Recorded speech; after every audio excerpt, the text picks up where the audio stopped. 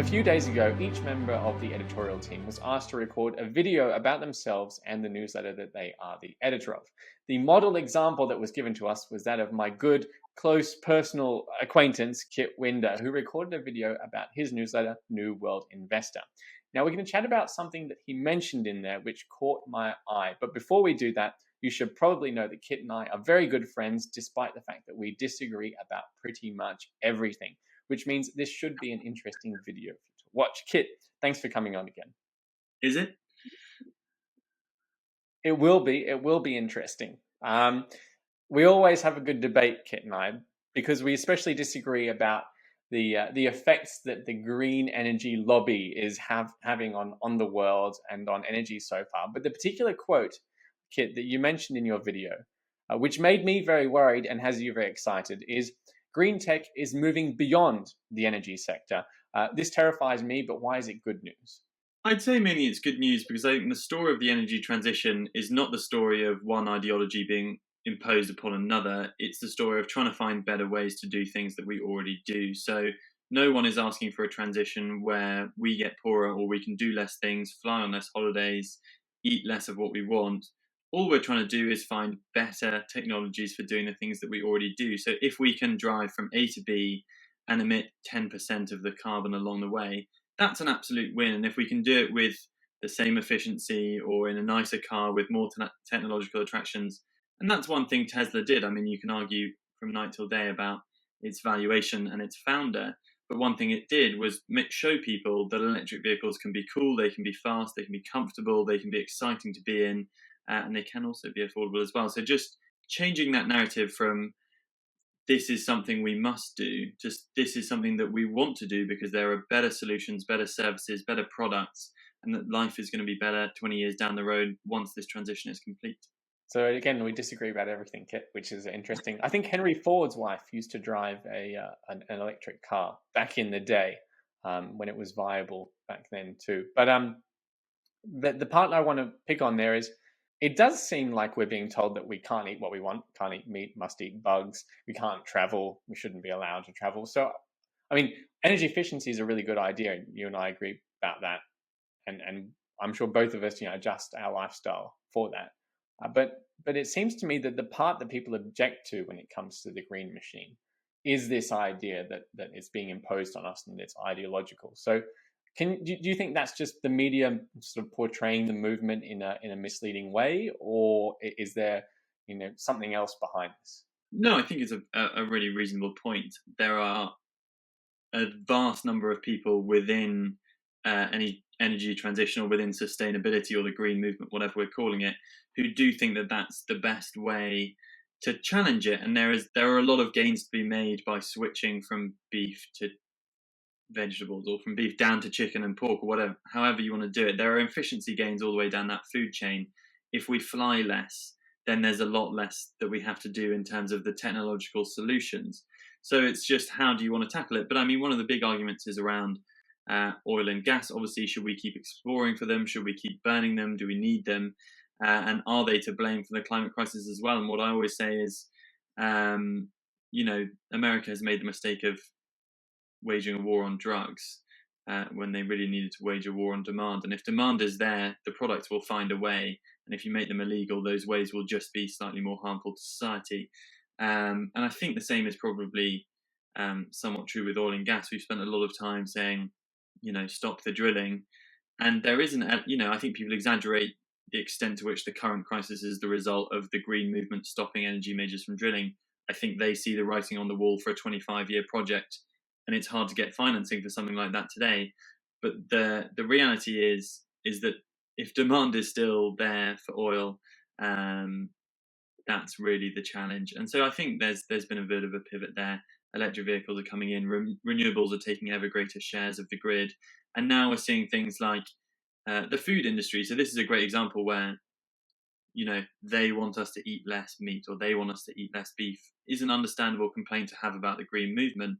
But what I would look at from an investment perspective is how are some companies or some technologies trying to offer a better way. So instead of reducing it, can we just produce beef in a better way? And an example of that would be cultivated meat. So they can now do a small biopsy of cells from a cow, they can then grow beef from that. So it is genetically identical to meat. It's not an alternative protein or a replacement protein like what we see on the supermarket shelves today. And so you're going to be able to have your beef, but with 95% lower water use, 50% lower energy use, 99% lower land use, because you're doing this in a lab, in a manufacturing facility, rather than cutting down 100 acres of forest to grow corn for 1 acre of cows to grow beef for one very small town in Argentina, where beef consumption per capita is through the roof. I watched a very old episode of The X-Files last night. We're starting from the beginning, my wife and I, and it was the episode about growth hormones being used in cows for beef, and the local teenagers had ingested these, and it all went terribly wrong. And there was a lot of climate change parallels in this TV show because of these fears of the unknown and the scientific side. But you mentioned something there, that food side, which is really what we're trying to dig into here.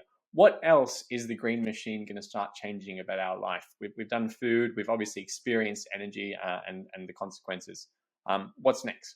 Very subtly done. We've experienced energy and the consequences. I don't think we have at all yet. I think the future of energy is a much happier picture than the one we have today. It's not dominated by oil exporting companies. It's locally sourced. It's cleaner. Those who lived in big cities, especially in South Asia, where pollution is so bad, in those major industrial cities, will have experienced life without pollution for a period of time. And that is what awaits us. And I think, 1 in 10 premature deaths globally are from air pollution, which is more than HIV, AIDS, and tuberculosis combined. So a world where we don't have pollution, Nick, is really the consequences of the energy transition, and it's not, in fact, the energy crisis we're seeing today. I think it's important to stress that. Within food, there's just I think going to be a lot more innovation, and I think people will probably be scared of the amount of science that's going into their food. But all I would say in that regard is you'd probably be terrified by the science that goes into our food today, the amount of antibiotics, the growth hormones that you mentioned, the incredible work that's been done, to remove 2,999 species of banana so that we only have one perfect species left, leaving it completely vulnerable to pathogens and all the rest of things. And I just think, when you consider that something like 3 in 4 antibiotics taken in the world are taken by a cow, it'd be pretty nice to eat meat, even though it was grown from a biopsy and then in a lab just to be a perfect burger without the whole bone structure outside it. And, one of the benefits there is you can grow a burger in 2 weeks, but it takes 2 years to grow a cow and then cut it down for a burger. But the science, we're getting better science, we're not getting new science. I think that's important. So, the technological improvements will be interesting to see. I myself, as a food lover, understand all skepticism regarding taste, texture, content, and there's an unease around it, but there was an unease around the plant-based proteins that came in over the last 5 years, but now they're completely ubiquitous. The taste and the cost are basically at parity with the real thing, and those transitions, they just take time. There's a tipping point, and that's what we're really excited, I think, about investors, is the way the costs of things are coming down, the way that drives disruption, and just the slow way that the mainstream catches hold of something that investors can get in much earlier than that. Yeah, when it makes sense, it inherently happens anyway. What about construction materials and things like that? I understand there's a big movement, and I know from my own investing expertise in gold stocks that energy, green energy, climate change issues are a big part of that. How's the world changing there? Yeah, I mean, a heap of ways. One of the classic criticisms of energy transition, of the sustainability movement, is the amount of materials that we're going to need to build the infrastructure required to generate renewable electricity. Wind turbines, solar panels, electric vehicles, batteries. These things use enormous amounts of materials that we're not really geared up to take out in enough quantity. And also the mining sector is not exactly the most environmentally friendly one. The way it does things is very petrol-based. A lot of vehicles, it rips up the earth, it pollutes local water systems. So there's a lot of problems there, but there are just ways that that's getting better. You might be interested to know that autonomous vehicles have a happy home in mining sites before they're available on roads, because they have pre-prescribed routes. No people involved makes them much safer, and safety is the key thing for mining. And autonomous vehicles massively reduce fuel use as well, for a number of reasons, and you can do that in the mine as well. Then you have things like in situ mining, which could be comparable to shale oil recovery, maybe, where instead of ripping up the earth, and then extracting the gold or the silver from the ore, which is the system we've used for a long time. And in gold, I know they use cyanide to do that. In situ mining is where you drill holes into the ground, and then you can filter water. You can filter a solution, a chemical solution around that earth, and it essentially just sucks those chemicals out without destroying the earth, and that has a much smaller land energy footprint. And it's just very exciting to see those little projects in gold and silver, for example, also in lithium, in cobalt and copper. You're starting to see those things come through. And that is just borrowing from the technology and experience that we have from fossil fuel energy and applying that to the new commodities. So those things are very exciting with resources. And I just think the complaints about how much stuff it's going to use, although they're very valid, they're sort of technologically, we can overcome those. China has cornered a lot of the market, but that's something that we can just change over a multi-year period. We can build our own refineries. We can properly scout the metals that we need. One of the things I've always wondered about New World Investor is whether you have people like me, on your list, on your subscribers, who basically think that everything that's wrong with the world is caused by the green machine, by this climate change lobby, and yet it is such a self-sustaining, powerful force. You'd be an idiot not to invest in it.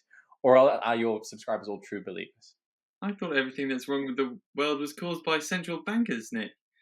Yeah, well, they've been focusing on climate change a lot recently, haven't they? Oh, it's nice when things come together, isn't it? Yeah, I think there's certainly a range of opinions among the subscribers. I think mostly people just recognise from an investment perspective the financial opportunity that's available here. So we've seen in 2020 what happened with the energy sector, and the average return of a stock or an ETF in that year for clean technology was something around 200%, and we just saw a whole number of them break through 1,000% in a single year. And that sort of takeoff moment when a disruptive trend has carried enough companies to a point where they're economically competitive with the incumbents, they're stealing market share from them, they're witnessing exponential growth.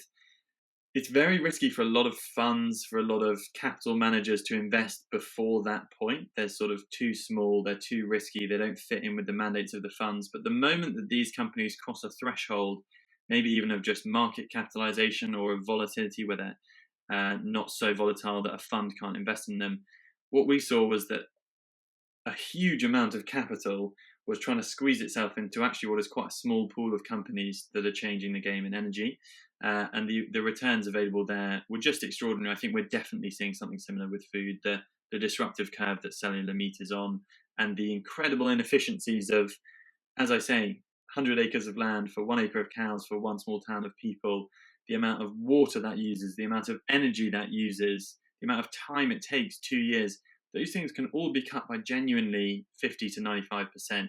And when you consider that the cost of everything is going up, to be able to reduce your inputs in that way is just a phenomenally powerful thing. So I think now that the energy crisis and the Ukraine crisis, the supply chain crisis, the onshoring desire of all governments, they fit into essentially what we're saying, which is finding better, more efficient ways to do this. Technology is going to be a big part of that. But there's also, you mentioned construction materials. People have started using wood again, timber, finding ways to make it stronger. There's a company doing acetylation, which is a chemical process which sort of doubles its useful life, doubles its water and fire resistance. People are just coming up with very interesting ways to do things in a more constructive, more sustainable fashion. And I think that can only be for the better. Are you worried about the negative feedback, rightly or wrongly directed at the green machine, over all of this cost of living and energy problems? Or do you think it's just growing pains, or are we actually looking at some sort of crisis here? No, I think criticism is entirely valid. I think we're undergoing a global systemic change. We're saying it goes beyond energy. The food sector is valid, resources and mining, transportation, every sector that you imagine is going to have to be working its way to net zero, because the climate consequences of not doing so are in many ways catastrophic. It's fair to say that what we're witnessing at the moment is catastrophic, a catastrophic political event in Eastern Europe. The energy prices that are soaring, the cost of living crisis. In the UK, a developed country, But imagine the effect that that's having across the world. The number of African countries who import 90% of their wheat from Russia and Ukraine. Food prices going up by 100% a month in places that can afford it far less than we can. That is a crisis that needs alleviating too. And I think the criticism of the green energy transition comes from when people go to an extreme place where they are unwilling to turn on a coal station to power a place that has no electricity. Sometimes it's okay to put short-term factors ahead of the long term. What I've been pleased by is just the way that a lot of things have been contextualized within the framework of net zero. So the UK issued an energy security strategy in the wake of the Ukraine invasion and the rise in fossil fuel prices. And it offered some concessions to building all energy sources, because to an extent that's what we might need in this decade. But it also reaffirmed the net zero commitments. And I think while that criticism does exist, Australia recently had an election, and the very climate skeptic party run by Scott Morrison, who brought coal into Parliament, they lost. And this sort of new brand of teal conservatives, they won a lot of favour. Labour, who are much more conscious about the climate and have promised now a clean break with Australia's political past on that front, they've done well. And that's a story imported from the UK, where net zero is one of the most popular policies on offer. Something like 92% of parties that had it in their manifesto got the votes. And when YouGov do polling, it's one of the most favoured policies as well. So I think the criticism is important, because a lot of mistakes will be made in a very complicated process that will cause a lot of damage along the way. But it's important to set that damage against the greater damage that A, would be caused by doing nothing, and B, that is being averted by transitioning to a better thing. We're not saying it's going to be perfect, that there will be no collateral damage along the way. It's going to be a very difficult path, and it's being run by politicians, Nick, and I'm sure you agree that that means it will not be smooth, and the criticism will hopefully be pushing them in the right direction. But I'm currently still very confident that this is what people want, that this is being delivered slowly and in a wiggly path through wrong directions. But yeah, overall, I think I'm still positive.